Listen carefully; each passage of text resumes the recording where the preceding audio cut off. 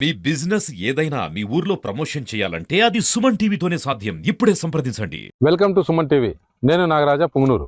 జై జవాన్ జై కిసాన్ అనే నానుడిని అందరికీ తెలిసిందే. జవాను భారతదేశం వెలుపల మనల్ని కాపలా కాస్తే, కిసాన్ అంటే రైతు భారతదేశంలో ఉంటూ మనకు కడుపు నిండా భోజనం పెడుతున్నాడు. అలాంటి కిసాన్ల యొక్క చరిత్ర మనము చూస్తే, ఏ ప్రభుత్వాలు వచ్చినా వారికి నష్టాలే మిగులుతున్నా కానీ లాభాలు లేదు అనేసి రైతులు అంటున్నారు.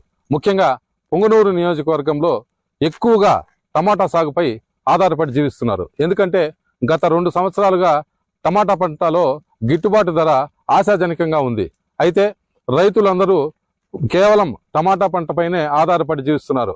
వేలాది ఎకరాలు పుంగనూరు నియోజకవర్గంలోని 6 మండలాల్లోనూ వేలాది ఎకరాల్లో టమాటా సాగు జరుగుతుంది. టమాటా సాగులో ఆది నుంచి అంటే దుక్కి నుంచి టమాటా పంట చేతికి వచ్చేంత వరకు చిన్న సన్నకారు రైతులకు దాదాపు 1 లక్ష నుండి 2 లక్షలు అవుతుంటే, పెద్ద రైతులకు 5 లక్షల రూపాయలు ఇక్కడ ఖర్చు వస్తుందని రైతులు అంటున్నారు. ముఖ్యంగా మందుల వల్ల, మందులు అంటే కాయ సైజు వచ్చేటప్పుడు మందులు ఎక్కువగా వాడుతున్నామని వాళ్ళు అంటున్నారు. ఇందులో ముఖ్యంగా మనమేమి గమనించాలంటే, టమాటా సాగుకు ఎటువంటి ఇదైనా మదనపల్లి డివిజన్ నుంచినే మన భారతదేశానికంతా టమాటాలు అందిస్తున్నారు. రైతులు ఎక్కువగా ఏమంటున్నారంటే, భారతదేశానికి మేము టమాటాను అందిస్తున్నామని గర్వంగా చెప్పుకుంటున్నారు.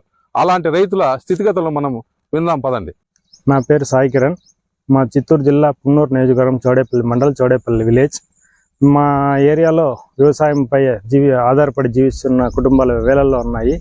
కాకపోతే ఏమిరా అంటే, ప్రతి ఒక్క రైతు టమాటా మీద, వరి మీద ఆధారపడి జీవిస్తుంటారు. కాకపోతే వరి ఏమిరా అంటే ఇది గిట్టుబాటు ధర లేదు. కాబట్టి టమాటా ఒక 2-3 సంవత్సరాలుగా మంచి ధర ఉండడం వల్ల ప్రతి ఒక్క రైతు టమాటా మీద ఆధారపడి జీవిస్తున్నాడు. కాకపోతే వాతావరణం అనుకూలం కావచ్చు, మద్దతు ధర లభించక కావచ్చు. కాకపోతే ఒక్కోసారి టమాటా ధర లేనందువల్ల రైతు ఇబ్బంది పడుతున్నాడు. స్టోరేజ్ కోసం కానీ, ఇదేదైనా మా ప్రాంతంలో పల్పీ కోసం కానీ, వేరే ఏదైనా మార్కెట్ యార్డులు పెట్టి, ఇలా జ్యూస్ ఫ్యాక్టరీలు కానీ పెట్టి మా ఏరియాలో ఉన్న రైతులను ఆదుకోవాలని నేను కోరుతున్నాను. కాకపోతే ఏమిరా అంటే, రైతు టమాటా మీద ప్రతి ఒక్కరూ ఆధారపడడం వల్ల ఖర్చులు ఎక్కువగా వస్తున్నాయి.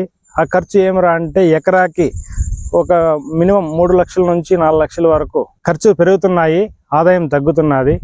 కాకపోతే మాకేమరా అంటే, గిట్టుబాటు ధర ప్రభుత్వం మాకు అందించాలని.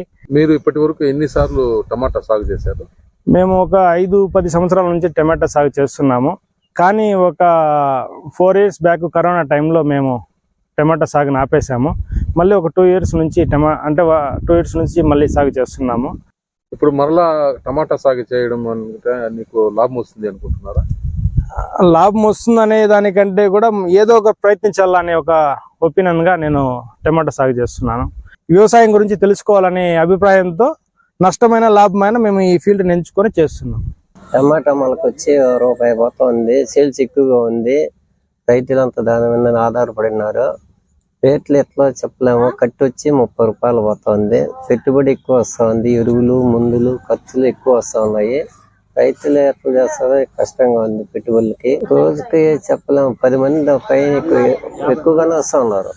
15 మంది 20 మందికి ఎక్కువగానే వస్తూ ఉన్నారు.